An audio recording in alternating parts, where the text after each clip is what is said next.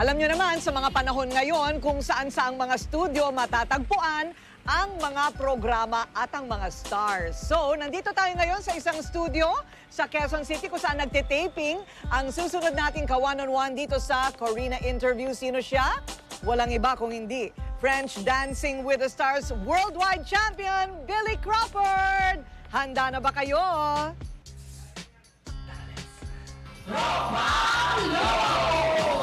It's Billy Crawford! It's Billy Crawford! Hello! I'm so proud of him. International Grand Champion! No. Oy, palakpakan naman eh. Palakpakan naman. Thanks, Miss We're Kay. so proud of you and I'm so happy you're back. Dahil inabangan talaga kita, nandun ka pa lang, pinapanood pa lang kita. Kailangan ko siyang ma-interview. At eto na. I'm here. I'm back. Yes, what did it take? And of course, hindi lang naman siya Dancing with the Stars. He's Billy Crawford. Yun ang gusto ko malaman. Okay? Handa ka na? Handa na ako. Okay, Let's go. Let's go.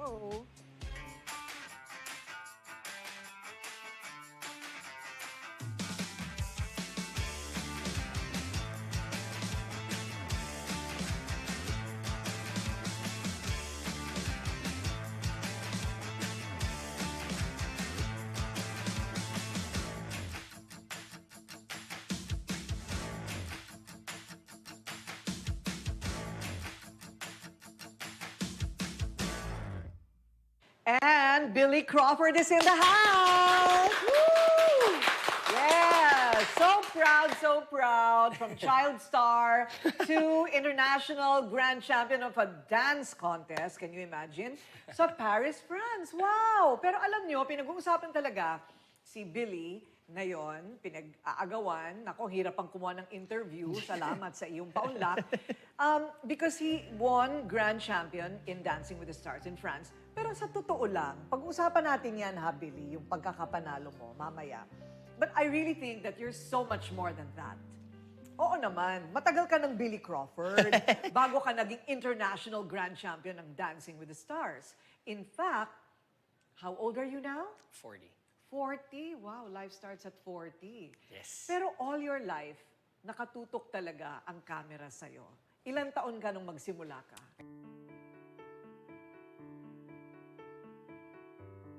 Nagsimula ako 3 years old. I did commercials when I was 3 till I was about 4 years old. 4 and a half, magpa 5 years old, pumasok na ako sa Dance Center. Paano nangyari yun? Na-discover ka? 3 years old ka pa lang? Na-discover ako, actually, my mom was a professional bowler. So, nandun ako sa Magallanes, sa Coronado Lanes. And lagi akong pinapasayaw, pinapakanta dun sa lamesa. So, I was dancing on top of the table. Tapos there were parang director and a manager for commercials, etc. na talagang gusto ko ipasok. And tinatanong na mami ko kung pwede Super ba ako cute ka naman kasi noon. Sarap kurut-kurutin, sarap kidnapin. Medyo batchoy ako noon, apple haircut and everything. Tapos yun, I did my first commercial when I was 3. Tapos nakita na lang ako ng tatay ko, nasa That's Entertainment na ako at the age of 4. So, Nasa That's Entertainment ka na ng 4 years old? pumasok na ako dun sa That's almost 5 years old. Yun, audience lang ako. Tapos tinawag ako bigla ni Kuya Nino. Bumaba naman ako. Tapos nakakandong lang ako buong shows. Napansin na lang ni Kuya Germs, parang, bakit may bata dito sa entablado? 4 years old, di ba? Yeah. Tapos yun, he started asking me questions. Marunong ka ba kumanta? Yes. Marunong ka ba sumayaw? Yes. Can you sing and dance now? Why? Yun yung tanong ko sa kay Kuya Germs. Why? Eh, if you're good, you are part of That's Entertainment. So, kinanta ko, Born in the USA. I remember that specifically. That's Entertainment na to. Ito na, mascot namin. Anong araw ka? I was, at that time, puro Saturdays lang. Because wala pang Monday, Tuesday, Wednesday, daily groups. Tapos hanggang sa naging Tuesday group ako. Tuesday group. Okay, talking about Born in the USA. Saan ka ba talaga pinanganak? Dito. Dito? I was born here. Okay, wait. Bakit Crawford? My Amerikano? father's American. I Yeah, my see. father's from Texas. He used to work here.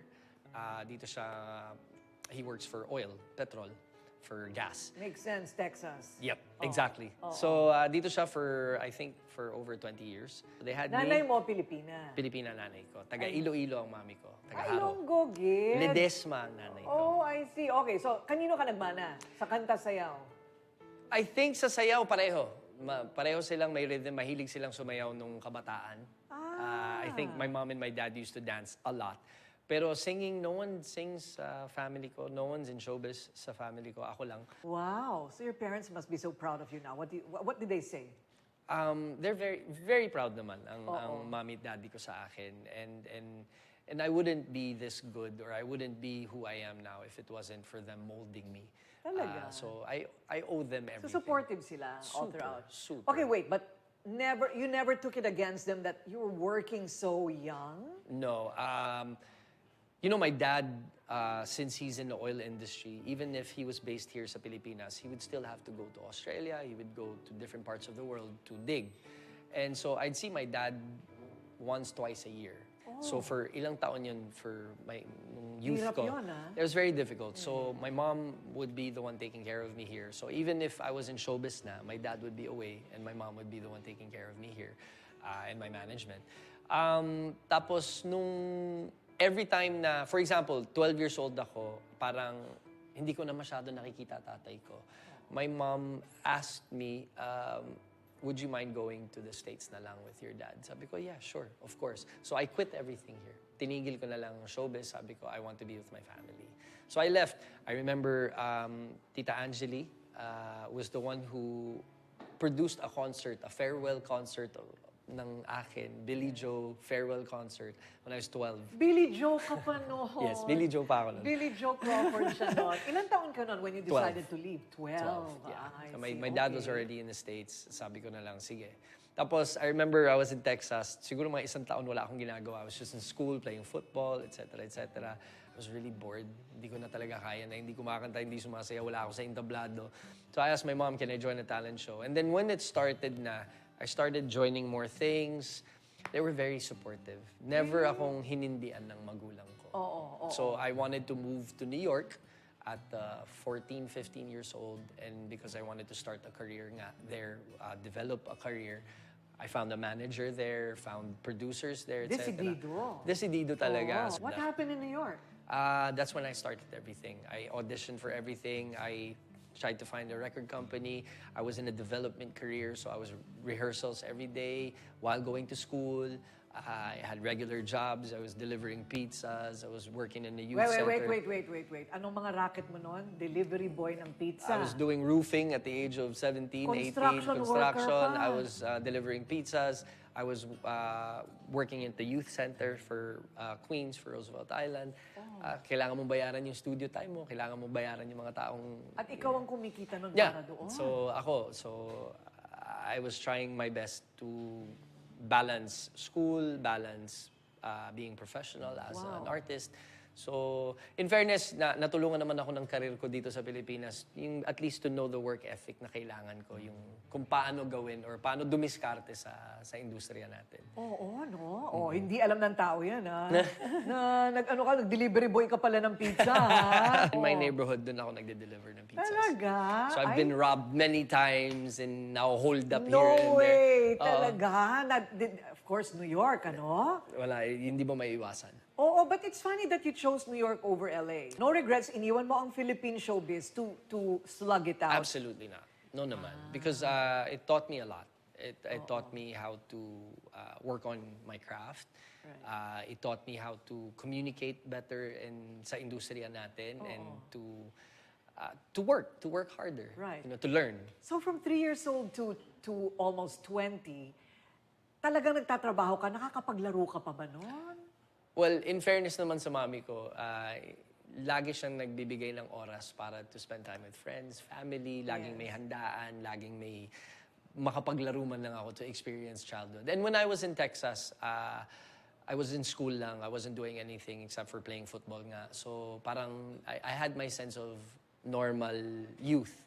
Right. So tinuloy-tuloy ko naman yun. Even in New York, I was still going to school. I was playing basketball. I was playing football. I was doing everything at once. So Well, you must have really liked what you were doing. I loved what I was doing. Kasi nagtatrabaho ka para suportahan yung gusto mong gawin eh. Siguro yung puso ko kasi, it was God has blessed me with my talent. And parang, I just needed to polish and I needed to work on it. How did you land backup dancer ni Michael Jackson? I auditioned. Just like every other dancer sa States, I auditioned for the role. I auditioned for dancing. And it was a gruesome month and a half of dance auditions. And natanggap. It was such a pleasure to meet and to work for someone as good as Michael Jackson. Michael Jackson, I know. Wow, biro mo, Michael Jackson. So, parang alam mo, kung babalik tanawin natin ang buhay mo at yung karera mo, parang talagang pang-international eh. At hindi ka tumigil sa Amerika, lumipad ka pa sa Europe. Yun ang tanong ngayon, paano siya naging isang Pranses? Kasi dun siya naging big time.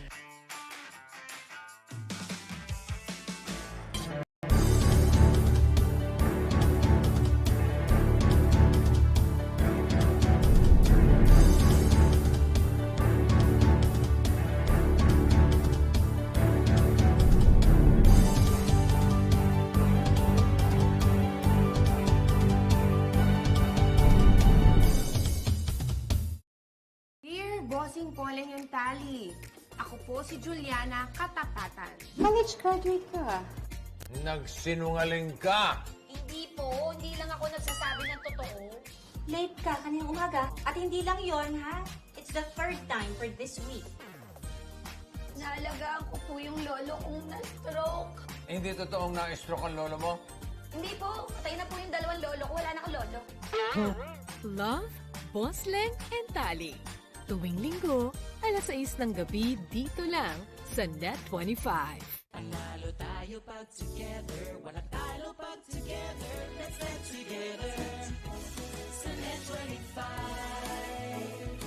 25. Dapat parusahan kayong pareho ng ama mo para sa mga ginawa niyong krimen. Ang sandali ng tagumpay, kapag hindi niya hinayaan si Hadyo nang pumalis sa posisyon niya, ilalabas ko ang totoo. ang lalong magpapainit sa apoy ng inggit at galit. Hindi naman patas kung si Papa lang ang mapaparusahan. Si Lolo talagang utak ng lahat, kaya dapat siyang madamay. A Place in the Sun. Panalo tayo pag together, walang talo pag together, let's get together sa Net 25.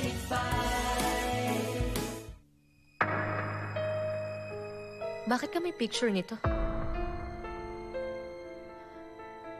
Bakit may picture ka ng pamilya ni Mary? Ang paghahanap sa katotohanan. Alam ang kinaroroonan. Pakiusap. Pakidial po ang mga numero na nasa screen ninyo ngayon.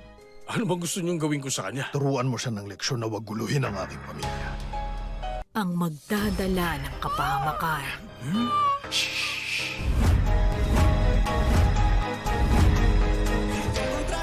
Two sisters.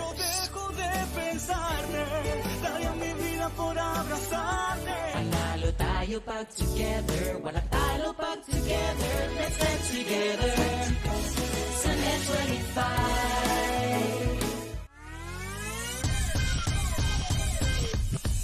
Hi mga ka-superfans, ito po si Bonbon Custodio mula po sa inyong Davao Occidental Tigers. Manatili po kayong nakatutok dito lang sa Pilipinas Super League. Ito ang liga ko.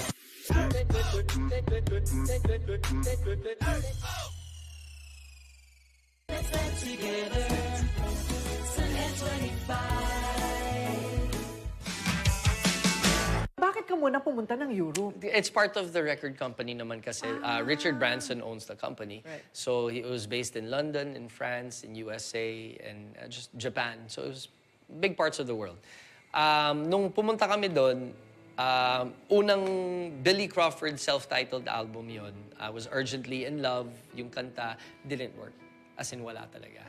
It worked in a few places lang, like Norway, Sweden, Denmark, and other places of Europe. But it was, wala. Sakto lang, sakto lang. And then, I was dropped by my label. So, I was fired by my label at the age of 18 or 17 at that time. Ang sakit nun, ha? Yeah. So, it took me 4.5 years to get a record company. Tapos biglang, after a few years, I was dropped again because of failures, of achievements. So, Ano ang nararamdaman ng isang 18-year-old, that kind of rejection? I was pissed. I was really upset. I was really angry. I said, sige, I'll just try something else. By accident, someone actually from the record company accidentally gave my song to the radio station in France, which is NRJ. It's one of the biggest radio stations in France, NRJ. They played Trackin', which is my second single there. And akala nila it was Michael Jackson. So they were like, oh, it's the new single of Michael Jackson. So it was heavily requested until na inulit nila, no, it's not Michael Jackson, it's Billy Crawford, blah, blah, blah, blah, blah, from the Philippines. Tapos yun, non-stop na siya. And then the record company who just dropped me, by the way, who just fired me, said, can we have a meeting because we would like to rehire you again Naku, and do a new contract. Parang hindi ako sang-ayon at first because I mean if it was so easy for these people to get rid of you, why is it so easy for them to take you back? Correct. 'Di ba? So Tama. parang wala lang, naiisip ko na parang wala na akong magagawa. Sige na nga, this is my opportunity. Ito na yung nabigay sa akin. So kagat na lang ako. So I did. Thank God I did. Kasi yun yung start ng career ko sa Europe. That's what kicked everything off, was Track-In and the second, the third, the So, fourth ang ibig single. sabihin parang, okay, hindi tayo pumatok sa Amerika, pero patok tayo Patok sa tayo Europe. sa Europe, yeah.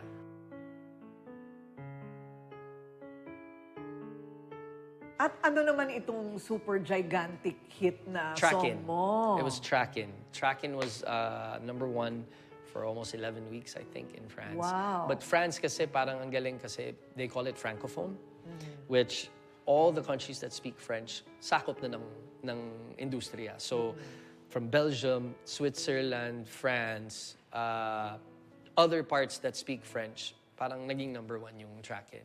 Okay. So, it was a big blessing for me. So, paano ka natuto ng Pranses? Mabilis ka lang natuto? Magugutom ka dun. At that time, 20 years ago, there's not one person in France who spoke English. Walang marunong mag-English. Oo. And every time na magta-taxi ka, papagalitan ka pa kasi hindi ka marunong mag-French. Kakain ka sa restaurant, babasa ka ng menu, walang nakasulat in English. It's all pain, poulet, ganito, ganyan. It's parang, you're really confused at the age of 18. You know, Okay. ang alam ko lang, kaya nag-fast food ako for a good year and a half kasi matuturo ko lang kung anong gusto ko di ba? Okay, when you're first in France, kunwari pupunta ka ng Pransya, Pilipino ka, ano ang sabihin mo ng isa sa pinaka-importanting sentence na kailangan hawak-hawak mo to survive? #1 is bonjour, hello, Okay. bonjour, or if it's evening, bonsoir. Je suis très très faim. That means I'm very very hungry. Je suis très très faim. Vous avez de l'eau? Do you have water? Vous avez de croissants? Do you have croissants? Okay. Yung mga importante basta pagkain. Importante yan. Kailangan Kumain. And pag nabigyan ka na, uminom. merci. Merci beaucoup. Thank you. That's it. You should write a book. You should write a book, How to Survive in France. In France. Not knowing French. Ano yung mga high and low ng career mo as a star in Paris, in France? Well, I was there for five years, 5.5 years. My biggest achievements, obviously, was performing for all these people sa France and performing in another country as well. So that was one of my biggest achievements sa buhay ko, and the awards, etc. It just comes, yung to have a relationship with another country based on your talent. That was a big achievement for me. My downfall was the burnout. The working so much, alam mo naman sa industriya, kapag when you're doing well, parang maraming libre, maraming binibigay sa'yo, and parang wala ka ng sense, ang dami-dami mo ng tao sa paligid mo, you have so many, may entourage ka na, and I was burning out slowly. Parang kandila, paubos na. Pagod na ako, I was being, ang dami nang nagnanakaw sa pera ko, ang dami nang nakikisawsaw sa buhay ko na hindi ko naman talaga kailangan. My relationship with people were falling na. My biggest downfall was towards the end, kaya bago ako umalis, hindi na ako nagpaalam. I just stopped. I just said, I'm going home. Totoo? After 5 years of being in France, I told them, ayoko na. So I'm done. I left. I went to the States. How old were you? I was 23, 24, mga ganun. Ang ibang mga artists talagang gagawin ng lahat at hahawakan ng lahat. Para lang mapunta sa estado mo na iniwan mo basta-basta. Nasa personality mo ba yun? Hindi naman. It was just it was overwhelming. So I just up and left. I don't recommend it to everyone na you can't just run away from your fear, you can't run away from your problems because talagang sisingiling ka at one point. Hindi nawawala. the depression, the attempts, yung bigong-bigo ka sa puso mo, hindi mo alam kung tama ba yung desisyon mo, mali ba yung desisyon mo. So, wala kang kakapitan talaga kundi yung pamilya mo. So, I really asked for guidance from my parents. What should I do? Kasi wala. Tapos, with open arms, kaya nga nagpapasalamat sa magulang ko. With open arms, say, just come home. Just stay with us. Come home. Be here. We'll take care of you. Kumbaga yung thank God may babalikan pa akong buhay, you know. So, kasi ayoko na eh. Not everything is about money anymore. Correct. And at some point, si Billy Crawford na galing Pilipinas, naging star sa Europa, ay nagbalik-bayan. Nagbalik-bayan at nahanap niya ang kanyang pag-ibig. Oh, wow! That's next.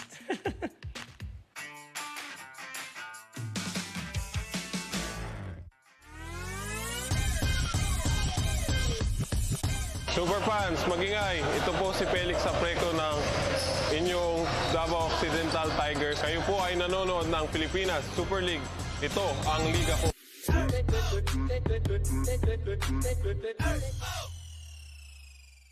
Let's get together. Sunday 25.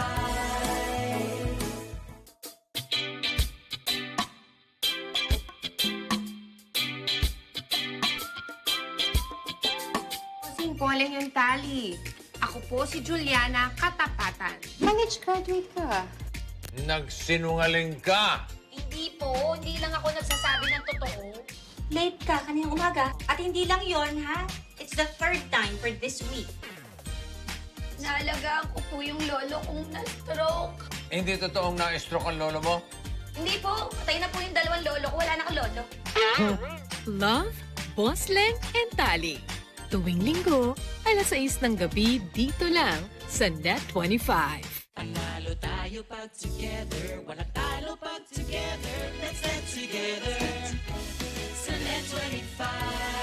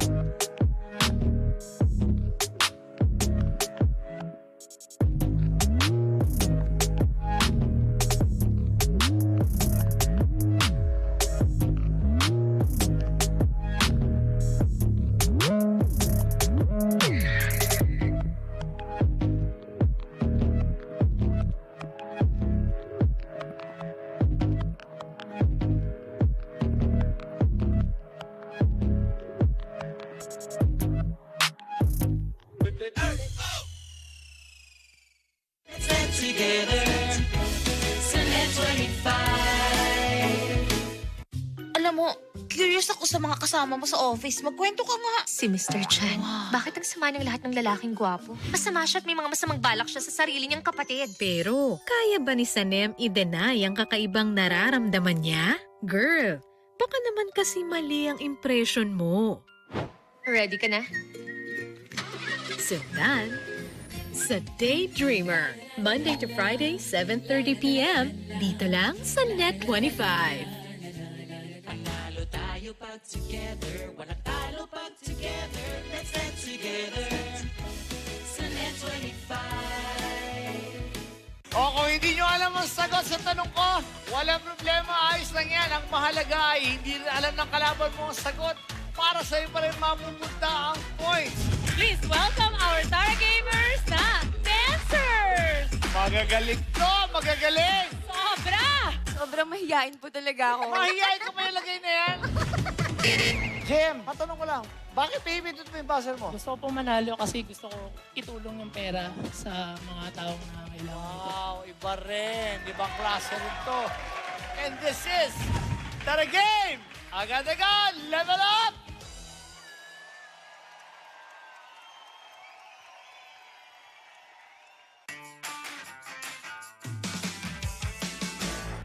Hindi pangkaraniwan itong nangyari kay Billy Crawford, ha, na pinanganak sa Pilipinas, pumunta na Amerika, naging star sa Europa, iniwan.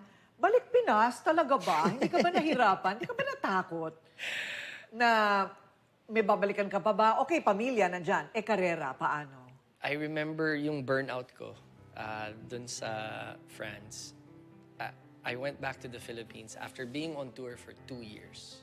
I was on tour sa France for 2 years bago ako nag-quit. And yung 2 years na yun, I remember specifically, I had 4 days off in 2 years.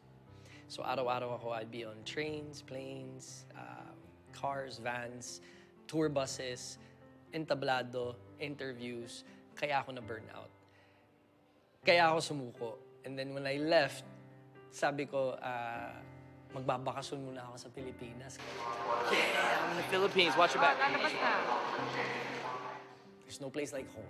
Walang mga beaches na katulad natin dito sa Pilipinas. Yung pagkain natin, miss na miss ko na yung danggit, yung tuyo, yung sinangag, asin, yung suka, yung patis, lahat na miss ko na ng todo-todo. So sabi ko, balik muna ako ng Pilipinas. I ended up breaking my jaw. I had pneumonia when I got here because I was over-fatigued. So pagdating ko dito... Why did you break your jaw? Sa hospital, actually. I broke my jaw, nahimatay ako. I had vertigo. It was 2 days prior to being discharged of the hospital. I took my medication.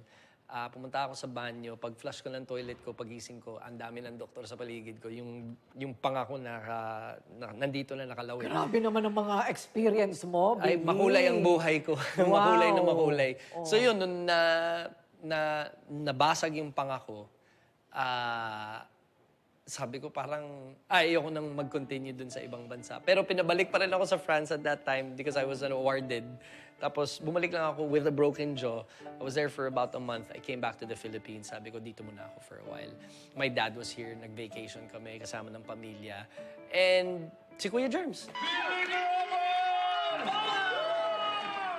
Si Kuya Germs, hindi naman nawawala sa paligid ko at that time. Buhay pa si Kuya Germs. Yes, buhay pa si Kuya Germs noon. At tumawag siya sa akin, anak, punta ka na dito, magwalang tulugan ka. Tapos, ako bahala sa'yo kung gusto mo pumasok, ganito, ganyan. That's why when I went back, I was actually with GMA at that time. Oh. And yun, I had Move, I had SOP, I had kung ano-ano mga ginagawa. And then, I left again. And then I came back. Yun nga, pero when I came back... Pero marunong ka pa rin mag-Tagalog, Oo naman. Never naman nawala Never yung nawala Tagalog ang Tagalog Never. sa'yo. Never nawala Tagalog sa akin. Actually, nadagdagan. Di ba? Nadagdagan yung nadagdagan ng Ilonggo. Oo nga, kasi nakakapag walang tulugan ka pa. Correct. So, ang daming ganap. Tapos, yun na, parang I felt at home. The other side is where I was born. Makati Medical Center. I felt na parang ito yung iniwanan ko dati. So yung babalikan ko ngayon na may edad na ako, medyo mas marami na akong alam na pwede kong ilagay sa craft ko. Kaya nung bumalik na ako dito, nag-concentrate na ako sa hosting. So I had nothing to do with entertaining and well, it's still entertainment, pero nothing to do with performances. Kaya nag-concentrate ako sa hosting nung pumasok ako sa ABS at that time. And nahasa ako sa Pinoy Dream Academy, working with Luis Manzano every day. And sobrang, nakahiligan ko na. So bumalik na ako dito. Okay, so dito na talaga. And wala namang dramatic na paghihirap getting back on your feet in your career. I mean... kasi talented ka naman eh. Hindi Paano naman, ka mawawala ng work? Hindi naman sa ganun. I think, hindi naman sa hirap na pinagdaanan. Actually, mahirap yung pinagdaanan namin nung pandemic. That was, I think, the hardest part to adjust for everyone, for all artists. Right. Because hindi natin alam kung saan tayo lulugar at one point, di ba? So, that was my biggest struggle, is to find a new spot and a new place. Kasi hindi natin alam kung talagang where was the career and where is showbiz going. Ika. Right. So, but apart from that, no naman. Sa akin lang talaga, you really have to work hard to achieve whatever success you want. And you're really more of the talented ones. Ano ba? Ganun lang talaga yun. Kung may talent ka talaga, plus hard work, hindi ka mawawalan hindi ba? Yes, o teka muna sa career ha, sa personal muna. Okay. Nakailang girlfriend ka sa buong buhay mo? Sa buhay ko? Buong buhay mo. Bakit naman? Grabe. So, hindi kasi, hindi mo mabilang ano? Hindi naman. Hindi kasi sa girlfriends, yun yung mga relationships. Kasi ako, when I actually am in a relationship, mahaba ako. Hindi ako yung 1 month, break na, move on to the next. No, minimum relationships ko were 2 years, 4 years, 5 years. So, siguro mga before Colleen was, yung girlfriends and relationships was, I think, 3 or 4. Okay. Yung relationships talaga. Okay. Dito ako nakahanap ng katapat. Yan si Colleen. Okay, paano mo nakilala si Colleen? Colleen, nakilala ko siya. Actually, hindi kami nagpapansinan. We both were in Showtime. She was with someone else. I was with someone else as well. Least expectations talaga namin ni Colleen na magkakasama kami. Ngayon, may anak na kami. We're married, you know. It's, you really don't know what you're gonna get until the time is right. Right. Ano ka naman masyado ka namang nag-fast forward. Paano yung ligawan? Yun nga, hindi kami nag-uusap. So yung ligawan namin, as in, parang hindi pa siya nangyayari sa Showtime. Tapos, pareho kami may pinagdadaanan or whatnot. We were kind of rocky na sa relationship. Siya, wala na siya sa ex niya. Ako, I was still parang in and out of confusion. Had no idea kung anong gagawin ko sa buhay ko. Kung siseryosohin ko ba yung relationship ko o hindi. Ang dami lang question na pumasok sa utak ko noon at that time. Tapos, yun, medyo konting-konting nagkalinaw-linaw lang yung communication namin sa isa't isa. We started talking every day. Never kami nag-date na kaming dalawa lang. It was always her with her friends. Parang she was trying to really get to know me and I was trying to get to know her but I couldn't get to know her kasi ang daming nasa paligid niya. Pero I got accustomed to it, etc. Nakilala ko yung family niya, nakilala ko. One by one, it started to unfold na parang, wow, parang this is someone I'm really interested in. This is someone who I really want to get to know. Ayun, 11 months bago siya nag-I love you back. Sinagot ka na ba ni Colleen? Oo, sinagot ka na. No! 11 months, pinahirapan niya ako ng todo-todo, ligawan stage, and as in, nung time na ako yung unang nagsabi ng I love you, you know, I really am falling in love with you and I really want to be with you. Ang ano niya sa akin, oh, thanks. Oh, you're cute. Yung mga binabalik niya sa akin. Until that 11 months na lang, sabi ko, buti na lang. One year na, 1 month na lang, magwa 1 year na. Muntik ka nang mag-give up. Muntik na ako mag-give up na sana. Parang ayaw niya yata ako talagang mahalin. So bakit katapat ang tawag mo sa kanya? Siguro siya lang yung kinakatakutan ko. Siya rin yung lahat ng... She's younger than me eh. She's 10 years younger than me, so... Oh, wow! I didn't know that. Yeah, she's 10 years younger. She's 10 years younger than I am, so... Matindi ba tumalak? Bakit ka takot sa kanya? Espanyola eh. She's half Spanish, half Pinoy, so talagang kung magagalit talaga. You will feel her wrath, you know. Sino Pero, sa inyo nagluluto? Ako, I started. Okay. Ako yung dating nagluluto, pero siya ngayon talagang nagluluto siya for Amari. She really is hands-on with it. Really? Yeah. O teka muna, bago ang Amari, so how did you know na siya na talaga papakasalan mo? Yun nga, nakahanap na ako ng katapat ko na hindi ko na... you know, I don't have to put my best foot forward. I don't have to try to impress her. I just have to be myself. I got to know her, I got to know her heart, and I got to know myself through her. So, kumbaga... Hindi niya ako pinilit magbago, pero sa kusa na lang lumabas na bago kami kinasal, I sold all my motorcycles. I sold yung mga ginagawa ko dati talagang sabi ko, it's it, that's finished, it's done. Toys for the big boys. Yes, Goodbye. it's done.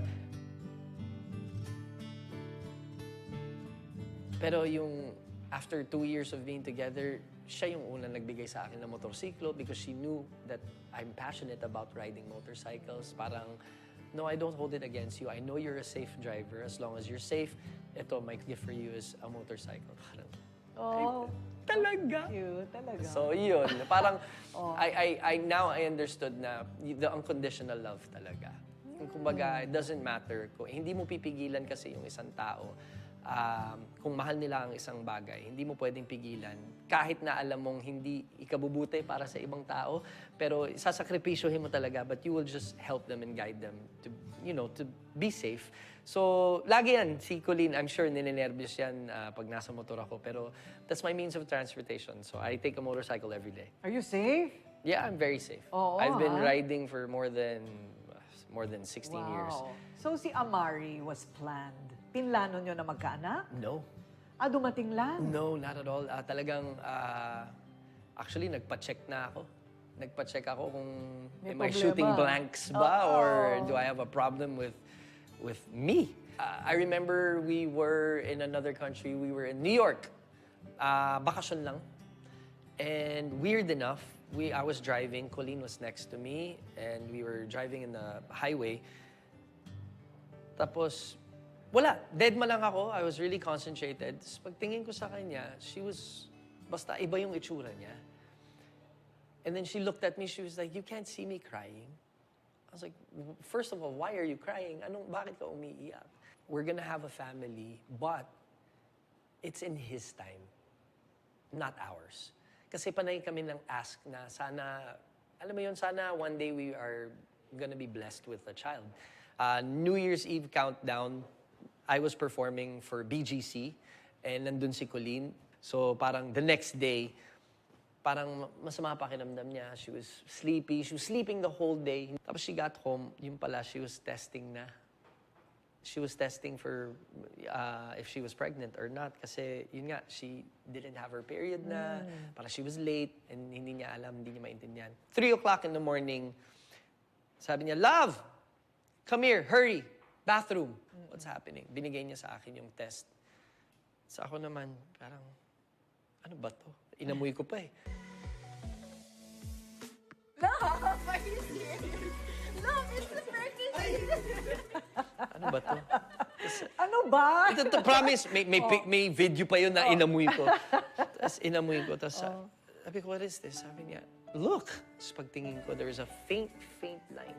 There's a really thin line. Kala mo COVID test. Kung baka kala mo negative ka, yung pala positive. Positive siya, she was pregnant. The joy in my heart, grabe talaga. Hindi ko na ma-explain kung ano yung nararamdaman ko after. I hugged her so hard. And the biggest blessing para sa aming And mag-asawa. Amari was born. Yes, ma'am. Wow, biro mo yung mga dugo kay Amari. Merong American, Filipino, Espanyol. Kaya ang talaga naman, He's beautiful. pretty universal. Yeah, United Colors of Benetton siya. Oo, so far so good. How is So it far, being so a dad? great. It's an amazing feeling. I can't even ask Teka, for ilang taon more. na ba si Amari? Amari is 2 years old. 2 years old. His birthday is September 10, 2020. By the way, let me tell you, it's not terrible twos, it's terrible threes. Wait till it's 3. It gets worse. Okay, ngayon.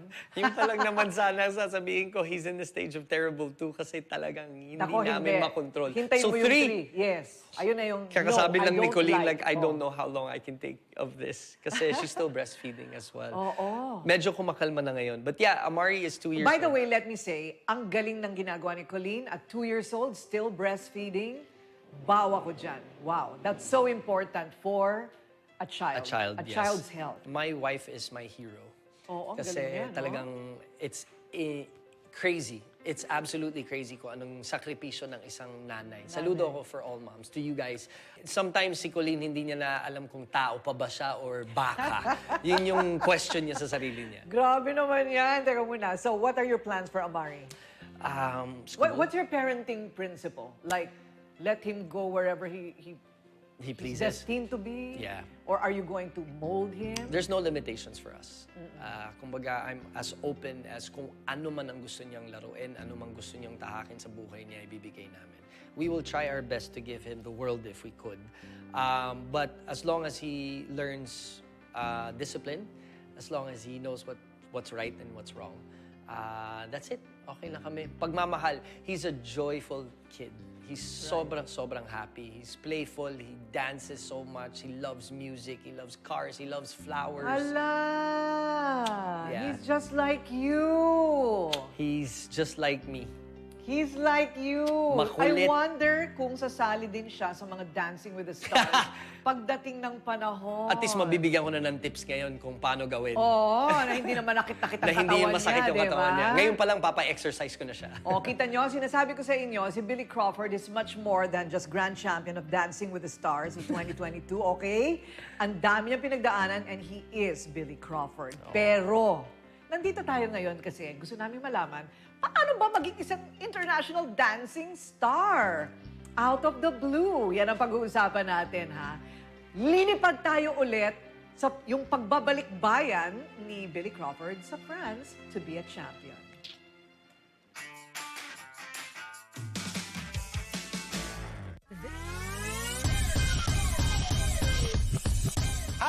Superfans, ito po si Bonbon Custodio mula po sa inyong Davao Occidental Tigers. Manatili po kayong nakatutok dito lang sa Pilipinas Super League. Ito ang liga ko.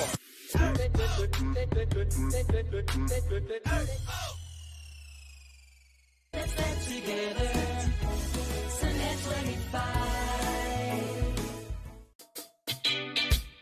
Tali, ako po si Juliana Katapatan. College graduate ka. Nagsinungaling ka. Hindi po, hindi lang ako nagsasabi ng totoo. Late ka kaninang umaga. At hindi lang yon ha? It's the third time for this week. Naalagaan ko po yung lolo kong na-stroke. Hindi totoong na-stroke ang lolo mo? Hindi po, patay na po yung dalawang lolo ko. Wala na akong lolo. Love, Bosleng, and Tali.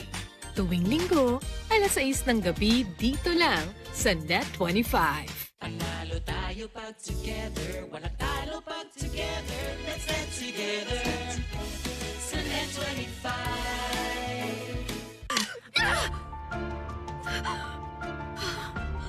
Sa tingin mo, may kapatawaran pa ang lahat ng ginawa mong kasalanan?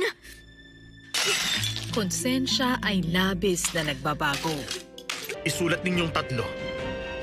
Lahat ng ginawa ninyo.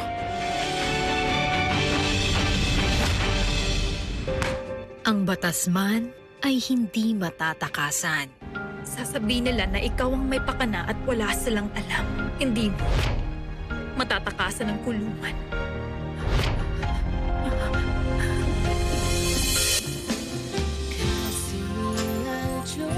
Fatal Promise. Panalo tayo pag together. Walang talo pag together. Let's get together. Sa Net25. May mapagmamalaki na ako! Yun, Rubik's na buko. Nahuli ko, tas ipapiring squad ako. Plano ko, kapag nandun na tayo, sumigaw tayo ng sakuna. Para magkagulo. Tama. Bakit ngayon ka lang umuwi? I've been to QZ or Quezon City. May dala ako sa'yo. Ang paborito mong Mang Doc's Chicken. May sauce na. Masarap pa.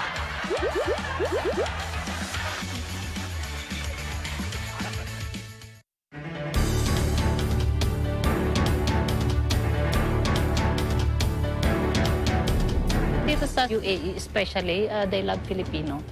Kasi you work more than they expect. Actually, the Filipino communities here are very supportive. All the entrepreneur here, binibigyan nila ng training how to handle businesses in Dubai. Not only in Dubai, but specifically in the UAE. As you can see, perhaps, when you go to the streets, there's a lot of economic activity going on. And of course, for many of these companies, they rely on Filipinos as, to run their offices, shops, to provide all kinds of services. You know, Dubai is a vibrant city. There is so much potential in the market. Women, they spend so much money in fashion. Open for business with Cesar Vallejos. Sunday, 9 p.m.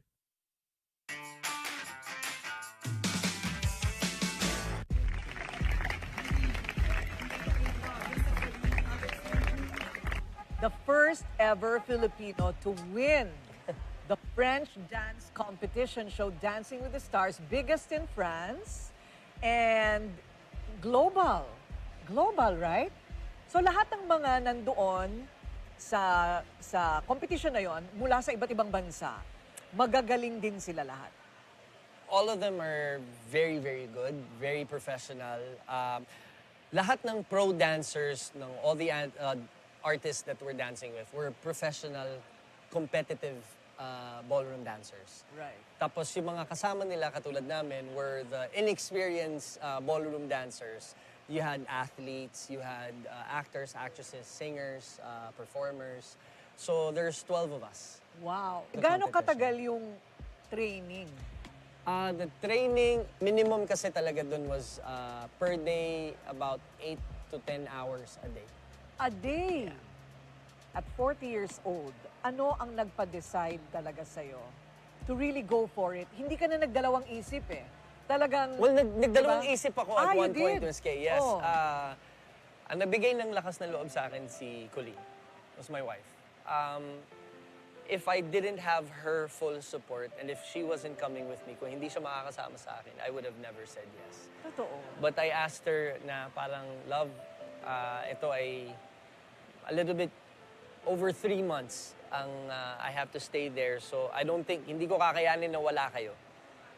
Kaya mo bang mag-sacrifice ng 3 months to be with me while I compete? Without hesitation, siya yung nagsabing, of course, we'll be there.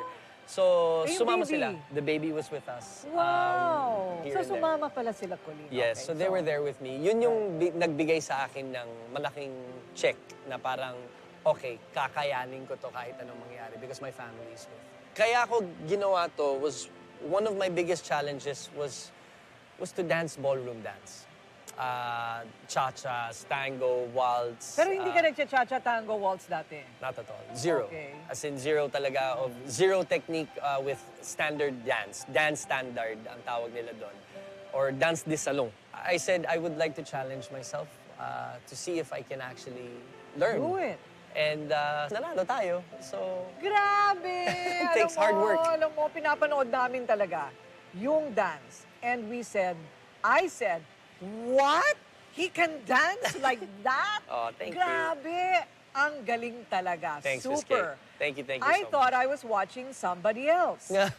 And, teka muna, bago yung winning moment, you were talking to us about how difficult it was.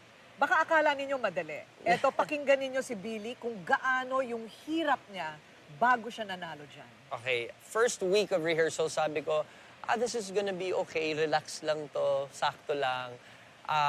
Pero palala pala siya ng palala. It got harder and harder, more hours. And then throughout the competition, yun na, injuries after one another.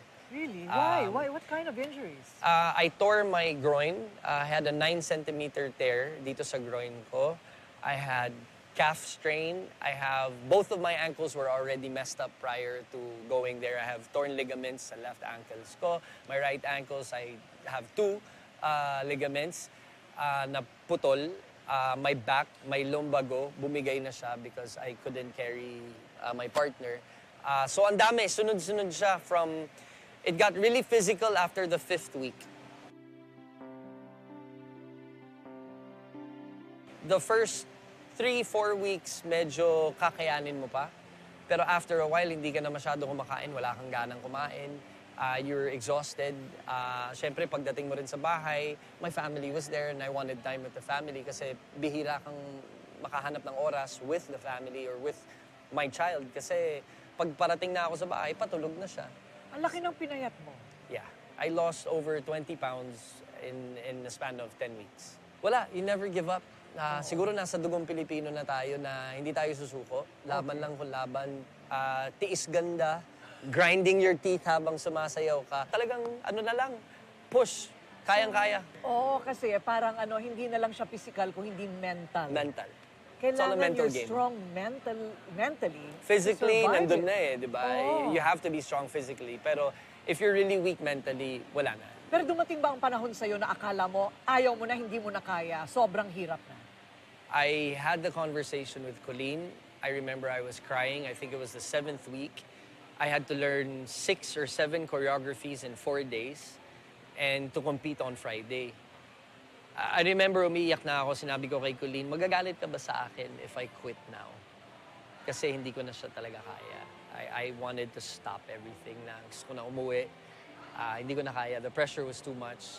Masakit na yung buong katawan ko, etc., etc. Ang sagot ni Colleen sa akin, yeah, magagalit ako.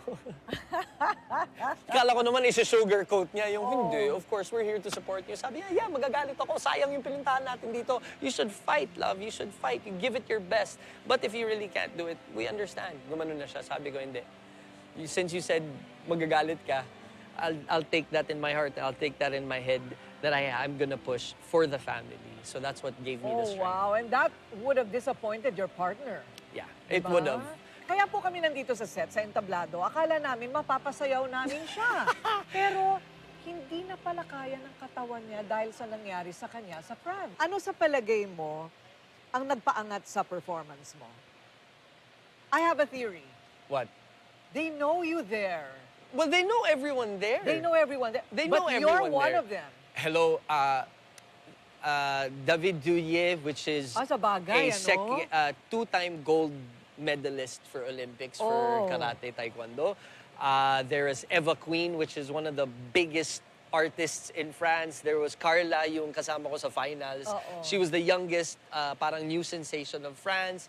Stefan Ligares from Israel. He's a rapper from there. So marami actually na professional na mga sikat naman. Pero siguro yung edge ko, yung generation ko, was the 2000s generation where yung mga kaedad ko, sobrang naging nostalgic. Bumalik sila sa buhay ko. Kasi kala ko people forgot about me. Kasi it's rare na makikita mo from 20 years, magdi-disappear ang isang artist. So naalala ka pa rin nila doon? Naalala pa rin nila ako. Naalala nila yung kanta ko, yung sayaw ko. No. Kahit yung host, araw-araw niya. Yeah, they was so welcoming para sa akin. Because your second song was a big hit then. No, the host actually was joking around of doing my song.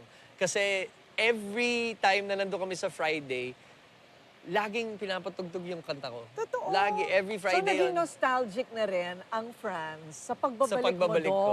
So nakatulong naman ang dihama. Natuwa sila na maganda pala ang lahi ng mga Asians. Oh, wow. Kasi hindi tayo tumatanda. Yun ang sabi. You're 40 years old.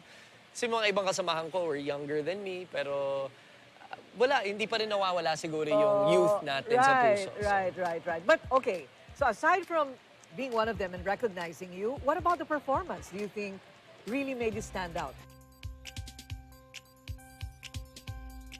I think the performances kasi, lahat naman kami, but I really worked hard for it. Doon ako nag-concentrate sa rehearsals. Yung work ethics ko, it also came from my partner, si Fov Uto.